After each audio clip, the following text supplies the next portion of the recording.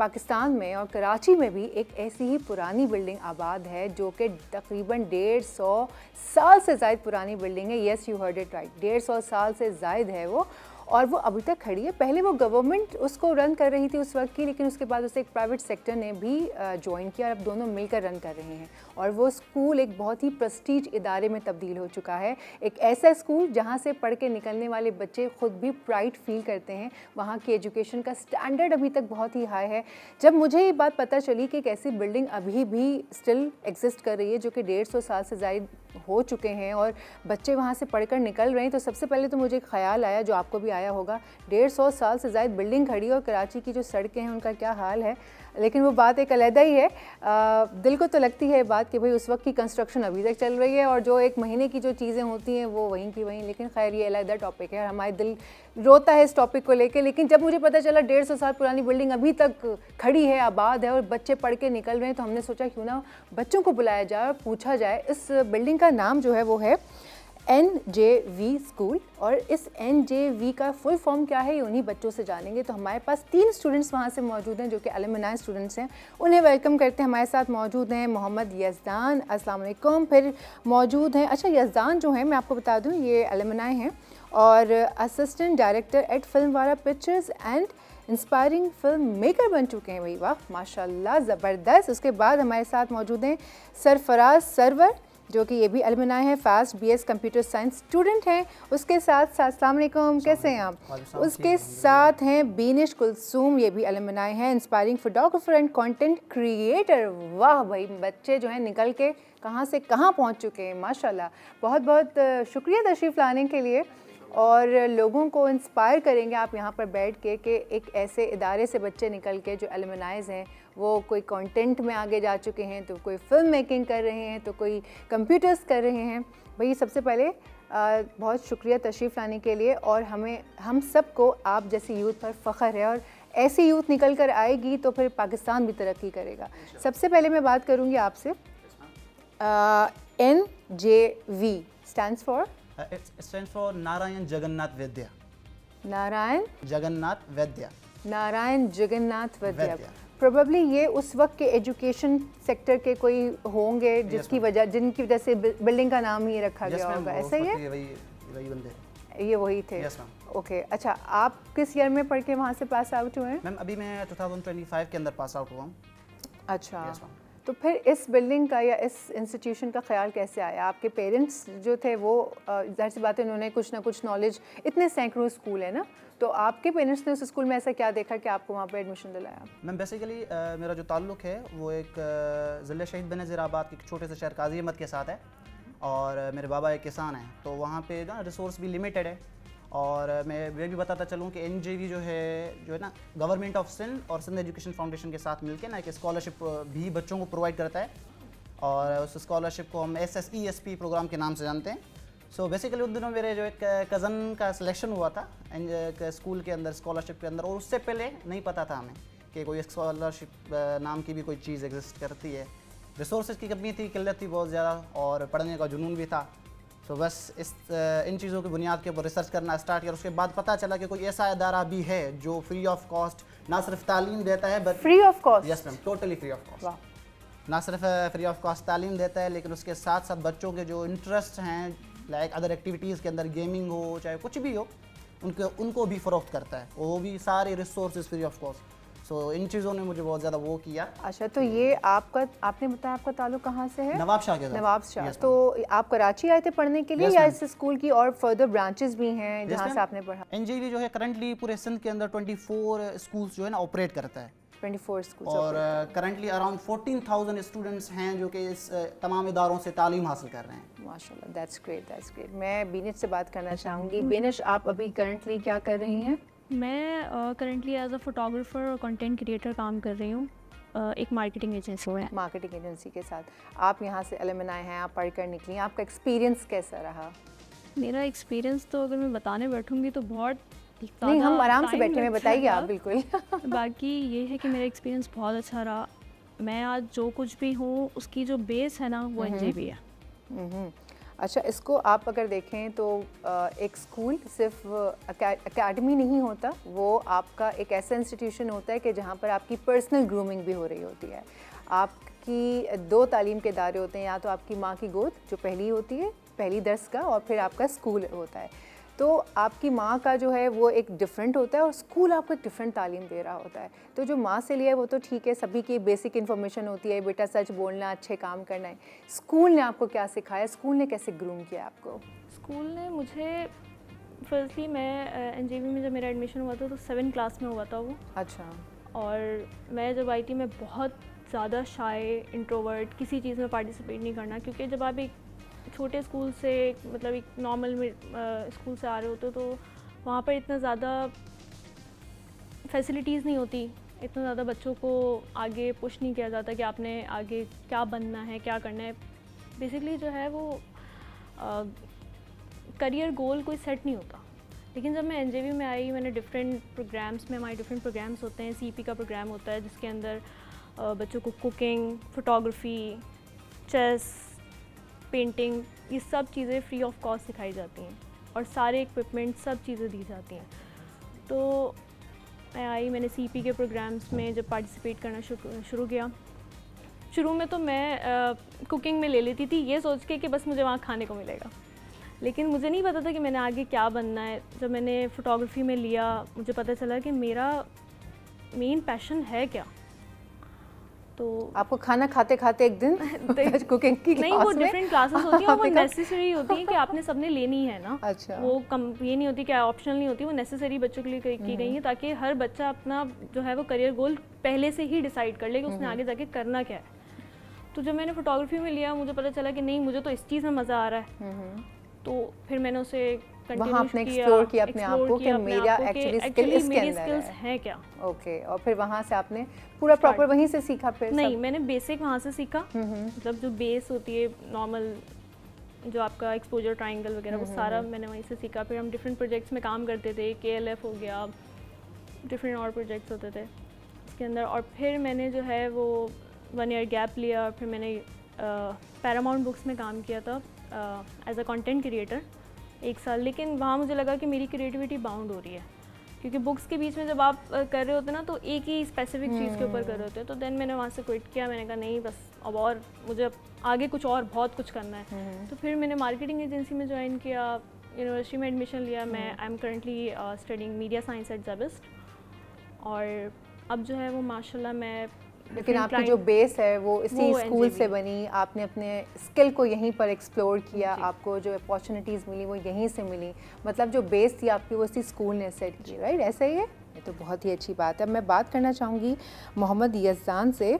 मोहम्मद यज़दान, ये बताइए कि आपके इस स्कूल ने आपको कैसे सपोर्ट किया? आपके जॉब के हवाले से भी बात करूँगी और अदरवाइज़ पर्सनल ग्रूमिंग के हवाले से भी बात करूँगी। मैं जब एनजेबी में आया था, जब आपको ने हमको 1 ईयर को अडॉप्ट ही किया था, तो इसको 16 की बात है।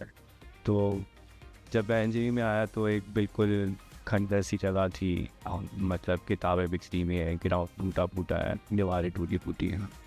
फिर जो चेंज आता गया, फॉर्ज आता गया, ग्राउंड बने, डिफरेंट फैसिलिटीज़ को इंट्रोड्यूस कराया गया, फिर एनजेबी डेवलप होता गया। ऐसे ही इंटर सीपी, जैसे विनेश ने बात की कि सीपी प्रोग्राम अनाउंस किए गए, उसके अंदर डिफरेंट कोर्सेज अनाउंस किए गए।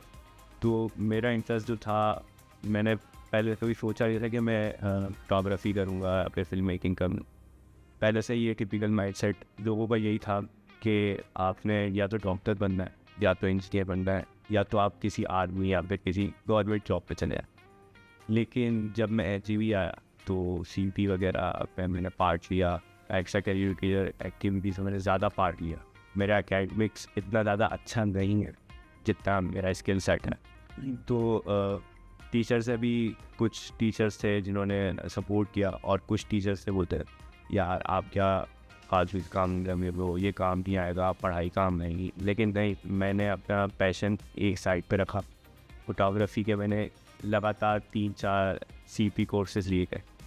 फिर जब लिए तो मेरा अच्छा उस पर इंटरेस्ट डेवलप हुआ। अब वैसे ही इंटरेस्ट डेवलप हुआ, फिर मैंने मीडिया, जो एनजेबी की मीडिया टीम है और आर्ट टीम, उसके साथ मैंने 1 ईयर की इंटर्नशिप की। वहाँ पर मैंने सारी चीज़ें सीखी, चाहे वो इक्विपमेंट की मैनेजमेंट हो, इवेंट कवरेज हो, क्लासेस की मैनेजमेंट हो, हर चीज़।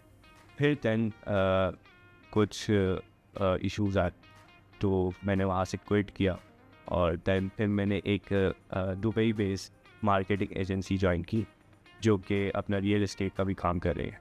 तो वहाँ पर मेरा 2 मंथ मैंने वहाँ पर काम किया और वहाँ की एक ये स्टोरी है कि मुझे छुट्टी नहीं दे रहे थे वो, तो मुझे अपने दोस्तों के साथ जाना था। तो अब घूमने जाना है, मैंने सारा पे वे कर दिया और मुझे एंड टाइम पे बोलते हैं कि आपको छुट्टी नहीं दी जा सकती। दैन मुझे रियलाइज़ हो कि ये पाउंड किया जा रहा है मुझे, क्योंकि हर बंदे का एक पर्सनल स्पेस होता है। अगर मैं आपसे छुट्टी मांग रहा हूँ तो बॉस का ये हक बनता है कि वो मुझे छुट्टी दे। सही बात है तो बिल्कुल। वो तो मैं इंटेंट था। फिर आपने ये सारी चीज़ें होने के बाद फिर आपने डिसाइड किया कि आपको एक ऐसी जगह जाना है कि जहाँ पर आप फ्रीडम के साथ काम कर फिर सकें। दैन मैंने वहाँ से रिज़ाइन दे दिया। फिर मैं अपने दोस्तों में एंजॉय करने चले। फिर दैन पैरामाउंट में गया, वहाँ पर लीड वीडियोग्राफर क्लास गया। फिर वहाँ से आपका प्रॉपर जो है वो फिल्म मेकिंग में जर्नी शुरू हुआ। तो भाई ये तो बहुत ज़बरदस्त है। NJV एक ऐसा इदारा जो कि आपको सिर्फ तालीम ही नहीं देता बल्कि आपको आपकी स्किल को पॉलिश करने में भी बहुत ही अहम किरदार अदा करता है। और ये सबसे ज़्यादा इम्पॉर्टेंट है आज के लिए कि आपका स्किल हो और साथ में आपकी तालीम भी इक्वली उतनी ही हाई लेवल की हो। तो ये जो कॉम्बो बनता है ना, फिर ये बच्चे ऐसे होते हैं जो पाकिस्तान का नाम भी रोशन करते हैं और इस इदारे का नाम भी रोशन करते हैं। मैं आप तीनों से जानना चाहूँगी कि अपने अपने कोई ऐसी खूबसूरत मेमोरीज़ बताइए जो आपकी इस इंस्टीट्यूशन के साथ गुजरी हो, चाहे टीचर ने डांटे ही क्यों ना हो। मैम अगर बात करें तो मेमोरीज़ की, तो NJV के अंदर तो जैसे आपने पहले बताया कि हॉस्टल एंड मैसिंग वगैरह सब कुछ हमारा वो साथ ही हुआ है ना, तो मेमोरीज़ तो हमारी अनलिमिटेड है और वक्त कुछ ऐसा नहीं गुजरा और कि शायद है यूं जो किया ना, मुझे लग रहा है कोई ख़ास मेमोरी है, बता दो। कोई बात नहीं। असल में हुआ कुछ यूँ था कि मैंने जो है ना स्टूडेंट काउंसिल के अंदर ना इलेक्शन के अंदर पार्टिसिपेट करा ओह था, वाओ। जिसके बाद मैं स्कूल का ना वाइस प्रेसिडेंट इलेक्ट हुआ था, तो वाइस प्रेसिडेंट अच्छा। इलेक्ट हुआ था। उसके बाद जो है ना टीचर्स के साथ थोड़ा बहुत हो जाता था कि बच्चे बोलते थे कि नहीं हमने जो है ना ये एक्टिविटी करनी है, लेकिन ये था कि स्केड्यूल बहुत ज़्यादा वो होता था, तो वो जो है ना मैनेजमेंट से परमिशन नहीं मिलती थी। तो तब जो है ना एक वो हो जाता था कि हम बच्चों का साथ दूं या मैनेजमेंट का साथ दूं, बच्चों का रिप्रेजेंटेटिव हूँ या फिर मैं मैनेजमेंट की तरफ से काम करूँ। टीचर्स के सामने भी बहुत अच्छा बनना है क्योंकि आप वहाँ यूनियन से हैं और स्टूडेंट्स को भी सपोर्ट करना है क्योंकि बिल्कुल हमारा इसी भाई तरीके है वो। तो भाई भाइयों को भी देखना था, बहनों को भी देखना था और उसके साथ साथ इदारे के साथ भी सही तरीके से चलना था ताकि बिल्कुल। दोनों जो ना एक बैलेंस के अंदर चले। तो यहाँ जाके कुछ अटका था और फिर टीचर्स के साथ एक जो ना क्या कहते हैं कॉन्फ्रेंस रूम के अंदर बैठ के इवेंट्स प्लान किए थे, भाई ये इस तरीके से होना है। और वहाँ से जो लर्निंग्स हुई थी ना, वो शायद मैं तो कभी ज़िंदगी में भूल नहीं सकता। सही बात है। That was all. वो सारा प्रोसीजर एक लर्निंग प्रोसीजर ही होता है। वो मेमोरीज आज मैं खुद भी यूनियन में रही हूँ तो मुझे पता है कि वो किस तरह से आपने वक्त गुजारा होगा। मैं खुद भी अपने कॉलेज में यूनिवर्सिटी में बहुत यूनियन में घुसा और ये इधर टीचर्स को भी देखना है तो स्टूडेंट्स को भी देखना है, सबको सबसे बना के रखती है। ये बड़ा वो खूबसूरत एक टाइम होता है। आपसे पूछना चाहूँगी मैं विनिश, आपका क्या एक्सपीरियंस रहा, बताइए कुछ ऐसे, चाहे कैसा भी एक्सपीरियंस हो, मज़ेदार सा कुछ मेरा ऑडियंस को दिखाइए, बताइए कुछ अपना। मेरा NJV में जब मैं शुरू में आई थी, जैसे मैंने आपको बताया कि मैं 7th क्लास से आपने कहा कि मैं आपने जब ज्वाइन बहुत किया ज़्यादा था। शाय थी तो मैं बात बात पे ना रो जाती थी। तो टीचर्स इतने ज़्यादा उस टाइम पोलाइट इतने अच्छे होते थे, देखिए वो हमें हक कर लेते थे, कहते थे कि नहीं अब आप नहीं करना, आपने रोना तो नहीं है बिल्कुल भी। तो वो जब चीज़ें थी ना वो सारी वो मुझे याद आती वो हैं, इमोशनल वो सपोर्ट टीचर्स टीचर्स मुझे याद आते हैं अपने। दूसरा ये कि एक एक्सपीरियंस था मेरा बहुत अच्छा इसमें गुजरा कि जब मैं काउंसिल में as a student public relation रही, तो मैं शाम के इवेंट्स में नहीं आती क्योंकि हमारे पेरेंट्स का लाइक टिपिकल माइंडसेट होता है कि नहीं बच्चों ने सिर्फ पढ़ाई में ही करना है, एक्स्ट्रा किसी चीज़ में नहीं आना। बट बोला कि नहीं, बुलाना है, पूरी काउंसिल को बुलाना पड़ेगा। तो हमारे स्टूडेंट अफेयर्स के हेड थे, वो इतने ज़्यादा पोलाइट, इतने अच्छे कि वो मेरे अब्बा को कॉल करके बोल रहे हैं कि लाइक नहीं मेरी बेटी है की तरह है और आप लाएं उसको, भेजें, हमें बुलाना पड़ेगा। और फिर मेरे अब्बू जब छोड़ने आए तो उनको बोल रहे हैं कि नहीं नहीं हम उसको सेफली घर पहुंचा देंगे कि एक बच्ची तो सेफ वो है चीज़ मुझे आपकी। बहुत अच्छी लगी कि इतना पोलाइटली टीचर्स जो हैं वो हमें लेके चल रहे हैं। हाँ, मतलब कि मुझे खुशी इस बात की हो रही है कि टीचर्स भी इतना इमोशनली अवेलेबल थे उस वक्त के। Wow, that's really great, amazing. आप बताइए। आप बहुत शरारती मालूम हो रहे हैं, मुझे लग रहा है कि बहुत नॉटी वाली मेमोरीज हैं इनकी और इतना जो मुस्कुरा रहे हैं, मुझे लग रहा है आयशा का किस्सा नहीं सुनाना है, कोई अच्छा वाला बताना है। अच्छा कोई और थी? अच्छा चलिए जल्दी से, हमारे पास वक्त बहुत कम है, अच्छी सी कोई मेमोरी।